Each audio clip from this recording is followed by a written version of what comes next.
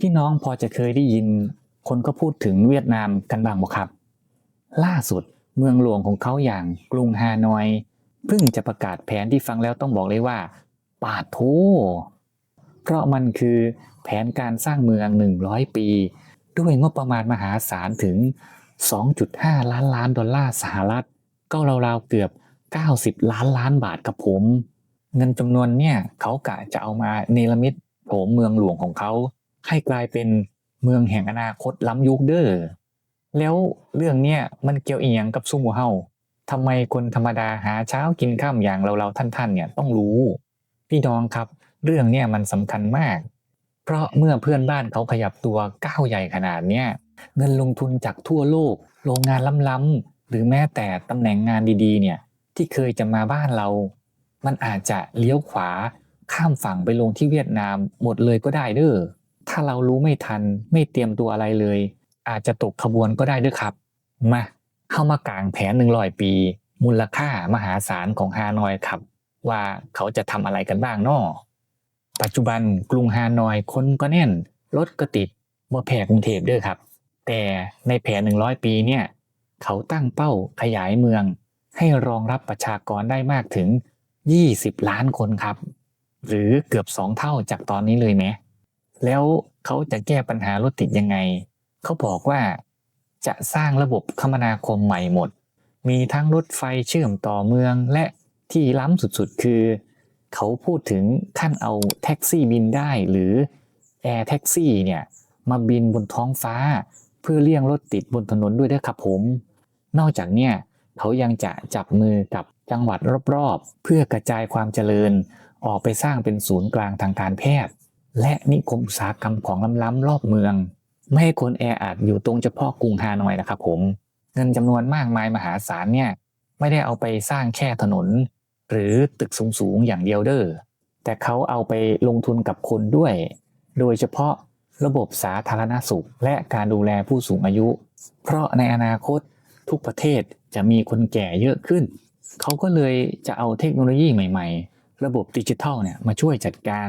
เพื่อให้คนในเมืองมีความเป็นอยู่ที่ดีขึ้นสะดวกสบายและปลอดภัยมากขึ้นครับโครงการใหญ่ขนาดเนี้ยลำพังเงินในกระเป๋าของรัฐบาลเวียดนามอย่างเดียวคงไม่พอครับสิ่งที่เขาทำคือเขาเปิดตัวระบบแผนที่ดิจิทัลสุดล้ำเพื่อให้นักลงทุนทั่วโลกสามารถกดดูข้อมูลเมืองดูพิกัดต่างๆได้ง่ายๆจากที่บ้านเพื่อดึงดูดให้เศรษฐีจากต่างชาติเอาเงินมาลงทุนสร้างเมืองร่วมกับรัฐบาลหรือที่เรียกว่า Public Private Partnership และที่สำคัญที่สุดท่านประธานาธิบดีโตเลิมของเวียดนามได้ออกมาสั่งการล้างบางขจัดขั้นตอนราชการที่ยุ่งยากซับซ้อนทิ้งให้หมดเปรียบเสมือนการถางป่าโรคขวางทางเดินออกเพื่อให้คนต่างชาติเดินเข้ามาตั้งโรงงานเอาเงินมาลงทุนได้ง่ายและรวดเร็วที่สุดไม่ต้องเจอนายหน้าหรือการรอคอยเป็นปีๆอีกต่อไปครับผมพี่น้องครับถ้าเรามองลึกลงไปแผนเนี่ยไม่ได้เกิดขึ้นลอยๆนะครับแต่มันเป็นบันไดขั้นสำคัญที่เวียดนามเขาวางแผนไว้เป็นระบบช่วงสั้นๆต่อจากเนี่ยเขาตั้งเป้าว่าเศรษฐกิจบ้านเขาต้องโตไม่ต่ำกว่าปีละ 10% ครับปาโทประเทศไทยเฮาแค่เกิน5%เนี่ยก็คิดยากแล้ว และเขาเนี่ยวางเป้าหมายระยะยาวไว้2ช่วงเวลาที่น่ากลัวมากๆโดยปี 2045 หรืออีกประมาณ 20 ปีข้างหน้าเนี่ยเวียดนามตั้งเป้าจะเป็นประเทศที่มีรายได้สูงหรือกลายเป็นประเทศร่ำรวยและปี 2065 หรืออีกประมาณ 40 ปีข้างหน้าเมืองหลวงฮานอยจะต้องติดอันดับเมืองชั้นนำของโลกติด1 ใน 10เมืองหลวงที่ประชากรมีความสุขที่สุดในโลกด้วยครับโอ้เป้าเนี่ยแอดมากครับอยากเห็นประเทศไทยกล้าประกาศแบบนี้ดิ แนวโน้มตรงเนี้ยบอกอะไรเรามันบอกว่าเวียดนามกำลังเปลี่ยนตัวเองจากประเทศที่เน้นรับจ้างเย็บผ้าทำรองเท้าหรือรับจ้างผลิตงานง่ายๆราคาถูกกำลังจะกลายร่างเป็นศูนย์กลางเทคโนโลยีล้ำยุคของเอเชียเขาอยากให้คนเก่งๆทั่วโลกเนี่ยวิ่งมาหาเขาครับผมคิดง่ายๆประมาณว่าเหมือนหมู่บ้านข้างๆหมู่บ้านเราเด้อ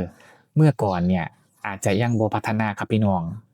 แต่จู่ๆผู้นำหมู่บ้านเขาเนี่ยลุกขึ้นมาตัดถนน8 เลนติดไฟโซลาร์เซลล์สว่างไสวและประกาศเปิดตลาดนัดเสรีที่ใหญ่ที่สุดแน่นอนว่าพ่อค้าแม่ค้าคนซื้อจากทั่วทิพย์ทั่วแดนก็ต้องแห่ไปที่หมู่บ้านนั้นแม่นบ่ครับ ทีนี้ย้อนกลับมามองที่ประเทศไทยของพวกเฮากันเด้อครับเมื่อก่อนเนี่ยเวลาบริษัทใหญ่ๆระดับโลกเช่นบริษัทผลิตสมาร์ทโฟนผลิตชิปคอมพิวเตอร์หรือค่ายรถยนต์เยอรมันญี่ปุ่นเขาอยากหาที่ตั้งโรงงานในอาเซียนประเทศไทยเนี่ยมักจะเป็นตัวเลือกแรกๆเสมอเพราะถนนหนทางเราดีคนของเราฝีมือดีแต่ถ้าเวียดนามเขาทำสำเร็จทั้งกฎหมายที่เอื้อเฟื้อกว่าขจัดระบบราชการที่ล่าช้าและช่อฉนแถมเมืองหลวงยังล้ำสมัยเม็ดเงินลงทุนมหาศาลเหล่านั้นน่ะอาจจะถูกพลังดูดย้ายฝั่งไปเวียดนามแทนครับถ้าเรายังนิ่งเฉยเนี่ยไม่ยอมปรับปรุงระบบภายในบ้านเราให้ทันสมัยลูกหลานเราในอนาคตอาจจะไม่มีงานบริษัทใหญ่ๆมั่นคงทำเงินทองในประเทศก็อาจจะฝืดเคืองหายากขึ้นไปอีกด้วยครับผมทีนี้พี่น้องสงสัยไหมครับว่าแล้วประเทศไทยเราล่ะมีแผนการใหญ่ๆยาวๆปังๆเหมือนกับเขาบ้างไหม คำตอบคือมีครับผมบ้านเราก็วางแผนยาวๆไว้เหมือนกันเด้อที่หลายคนเนี่ยอาจจะเคยได้ยินผ่านหูมาบ้างตามข่าวนะครับที่ตั้งเป้าไว้ตั้งแต่ปี 2561 ไปจนถึงปี 2580 นะครับและล่าสุดบ้านเราก็มีโปรเจกต์ยักษ์ใหญ่ที่กะจะพลิกโฉมการขนส่งของโลกเหมือนกันนั่นก็คือโครงการ Land Bridge หรือโครงการสะพานเศรษฐกิจเชื่อมทะเลอ่าวไทยกับอันดามันครับผมงบประมาณก็เฉียด1 ล้านบาทครับพี่น้องแถมเรายังมีแผนดึงดูดเม็ดเงินลงทุนในพื้นที่ EEC หรือเขตพัฒนาพิเศษภาคตะวันออกแถวชลบุรีระยองฉะเชิงเทรานะครับฟังเบิ่งแล้วก็เป็นตาอลังการอยู่คือกันเนาะแต่ก็มีจุดที่แอดเนี่ยอยากสะกิดนะครับแผนบ้านเราเขียนไว้สวยเป้ายอดเยี่ยมแต่ปัญหาของบ้านเราที่ยังตามหลังเวียดนามหรือจีนเนี่ยคือความนิ่งและการลงมือทำครับพี่น้องลองคิดเบิ่งเด้อจีนกับเวียดนามเนี่ยระบบการเมืองของเขาเป็นแบบสั่งการคำไหนคำนั้นผู้นำเขาเว้าคำเดียวคนทั้งประเทศวิ่งไปทางเดียวกันหมดแค่100 ปีของเวียดนามเขาถึงเดินหน้าไปแบบบ่สะดุดนะครับแต่ของบ้านเราเนี่ยมันบ่แม่นแบบของเขาเด้อ บวกกับระบบราชการบ้านเฮาเนี่ยก็เป็นอีหยังที่เห็นในข่าวในคลิปบ่อยๆว่าก็ประมาณลูกพี่ลูกคนนะครับ บ่ดีจังสั่นบ่ดีจังซี่สรุปคือมันเป็นตัวทวงว่าซั่นเถาะเพราะฉะนั้นแผนอลังการเรามีครับแต่ถ้าเราเคลียร์บ้านเราไม่นิ่งยังติดหันติดนี่แผนการสวยหรูก็เป็นได้แค่กระดาษแผ่นเดียวกับผมสรุปคือแผน100 ปีของฮานอยเนี่ยบ่แม่นเรื่องไกลตัวเด้อแต่มันคือสัญญาณเตือนและโอกาสครั้งใหญ่ที่บอกเราว่าเพื่อนบ้านเราเนี่ยกำลังติดเทอร์โบบินไปข้างหน้าแล้วครับถ้าพวกเขาเนี่ยไม่อยากตกขบวนก็ต้องรีบขยับตัวและปรับตัวตั้งแต่วันนี้ด้วยครับผมถ้าชอบคลิปนี้ช่วยกดไลค์กดแชร์เป็นกำลังใจให้แอดด้วยเด้อครับแล้วพบกันใหม่ในคลิปหน้าสวัสดีครับ